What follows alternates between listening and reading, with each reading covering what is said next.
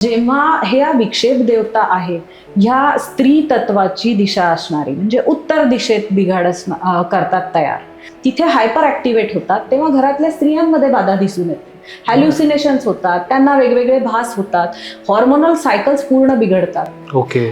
जेव्हा हीच विक्षेप देवता जेव्हा आग्नेय दक्षिण नैऋत्य इथे असणाऱ्या दिशांमध्ये बिघाड होतो आणि अंगदेवतांचं बळ कमी होतं, आवरण देवतांचं प्रोटेक्शन कमी होतं. आवरण देवतांनंतर अष्टदिक्पाल असतात, हे सगळे आपल्या घराला प्रोटेक्ट करत असतात, नाही तर आपल्याला प्रत्येक दुसरं घरच बाधित दिसलं.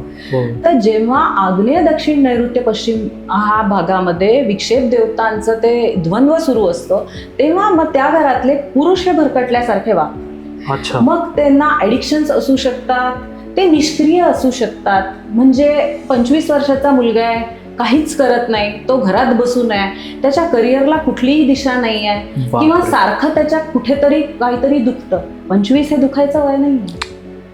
तर किंवा त्या घरातले मेल्स इतर काही वाईट गोष्टींना बळी पडू शकतात, ही पण एक बाधा आहे. बरोबर. कुठल्याही गोष्टींचं ऍडिक्शन हे वाईटच असतं.